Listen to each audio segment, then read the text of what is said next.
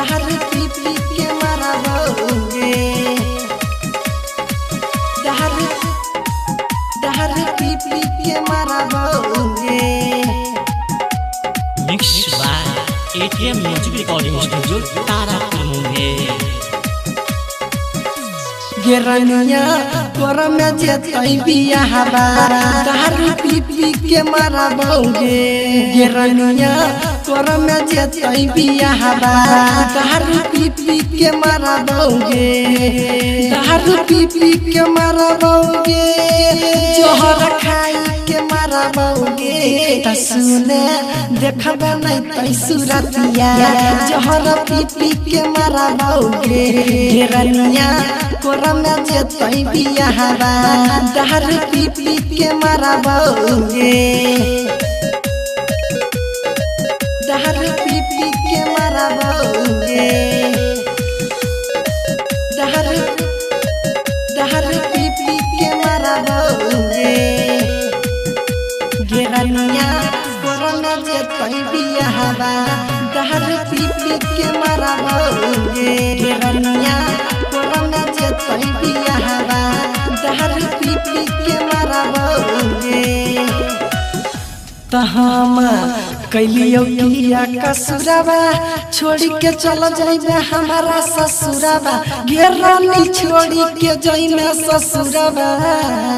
गेरनी छोड़ी के जाइमे ससुरबा। तहम कैलियो किया कसुरबा छोड़ी के चल जाइबे हमारा ससुरबा। के जान छोड़ी के जाइमे ससुरबा।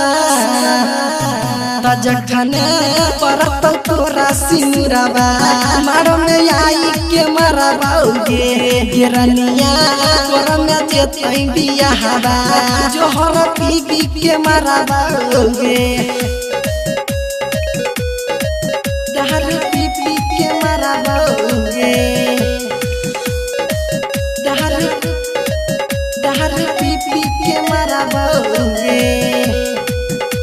गेरनिया तोरा में जेतई बियाहबा दारू पी पी के मरबोगे। गेरनिया तोरा में जेतई बियाहबा दारू पी पी के मरबोगे। त चाहे रिहो दिलो जानस छोड़ा देलही कौन गुमनस। गेरनी छोड़ला कौन गुमनस। गेरनी छोड़ला कौन गुमनस। त चाहे रिहो दिलो जानस छोड़ देलही कौन गुमनस। गेरनी छोड़ला कौन गुमनस।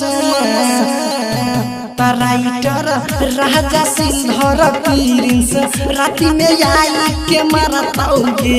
गेरनिया तोरा में जेतई बियाहबा मारो में आई के मरबोगे। Mix by ATM music recording studio Tarapur Munger.